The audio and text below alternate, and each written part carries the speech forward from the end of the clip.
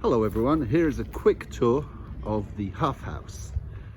It's around 100 years old and it originally was actually the storehouse for the old village store. Here's the deck with the hammock and beautiful view of Mount Hough. Let's go inside.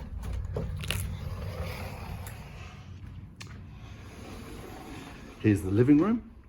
It's got a sofa, beautiful old fireplace and a large kitchen. And here is the fancy bedroom with a shower.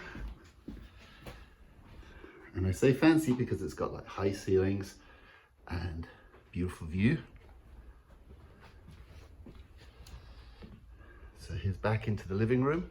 It's got lots of historical artifacts, all these old saws, because it used to be a timber mill back in the day.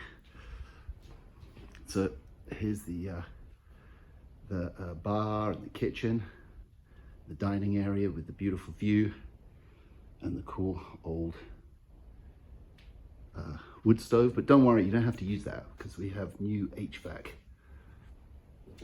And here's the second bedroom. And with the second bath, which is actually a bathtub.